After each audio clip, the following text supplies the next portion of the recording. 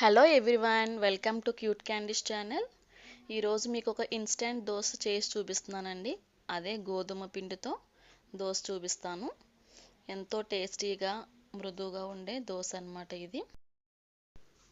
మనకి టిఫిన్కి పిండి ఏమీ లేనప్పుడు, దోశ పిండి కానీ ఇడ్లీ పిండి కానీ లేకపోతే ఏదైనా పిండి టిఫిన్కి లేనప్పుడు మనకి అప్పటికప్పుడు వితిన్ హాఫ్ అన్ అవర్లో మనం చేసుకునే దోశ ఇది. ఈ దోశలోకి ఏ చట్నీ అయినా సరే, టమాటో చట్నీ కానీ కొబ్బరి చట్నీ కానీ లేదంటే పల్లీ చట్నీ సరే, ఏ చట్నీ సరే సూట్ అవుతుంది. నేనైతే పల్లీ చట్నీ చేస్తాను ఎప్పుడు ఈ దోశ చేసినప్పుడు. మరి ఇంకా ప్రాసెస్లోకి వెళ్ళిపోదామా, రండి.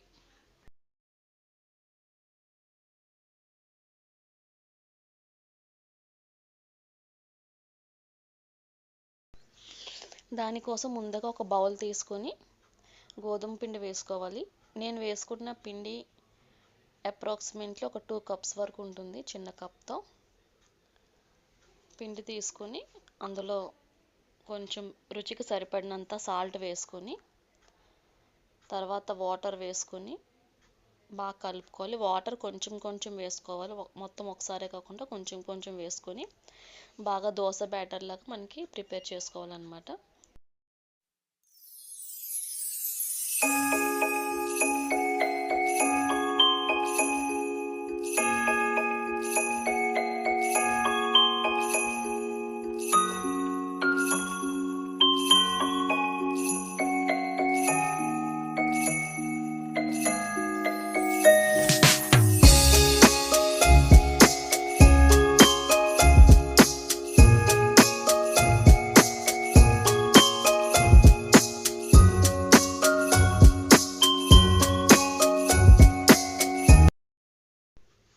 చూడండి, బ్యాటర్ ఇలా ఉండాలి.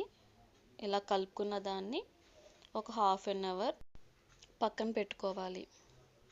హాఫ్ అన్ అవర్ తర్వాత క్యాప్ తీసి అందులో 1/2 టీ స్పూన్ బేకింగ్ సోడా వేసుకొని పిండిని మొత్తం మళ్ళీ బాగా కలుపుకోవాలి. ఎటువంటి లంప్స్ లేకుండా పిండిని మొత్తం బాగా కలుపుకొని ప్రిపేర్ చేసి పెట్టుకోవాలి.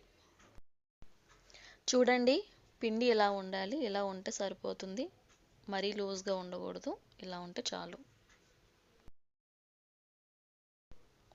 ఇప్పుడు స్టవ్ వెలిగించుకొని అట్టల రేకు పెట్టుకొని బాగా హీట్ చేసుకున్నాక కొంచెం ఆయిల్ వేసుకొని ఆయిల్ మొత్తం అంతా స్ప్రెడ్ చేసుకోవాలి. అది కొంచెం హీట్ అయ్యాక మనం గరిటతో పిండి తీసుకొని దోశలా వేసుకోవాలి.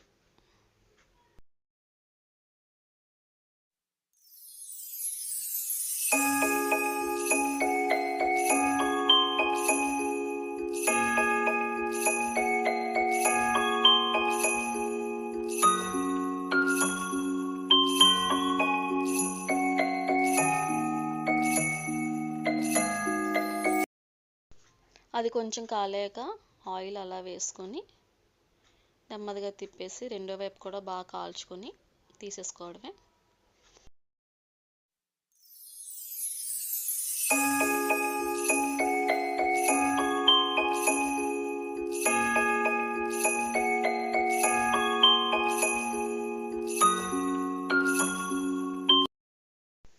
ఇప్పుడు సెకండ్ దోశ కూడా సేమ్ ప్రాసెస్ అలాగే వేసుకోవాలి. ప్యాన్ కొంచెం హీట్ అయ్యాక మనం వేసుకుంటే సరిపోతుంది, అంతే.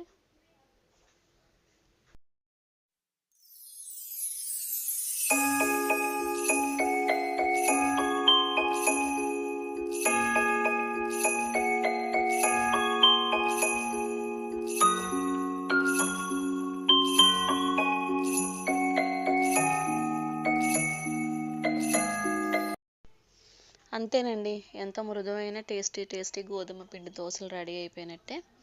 మీకు కనుక నా వీడియో కనుక నచ్చినట్లయితే ప్లీజ్ సపోర్ట్ చేయండి.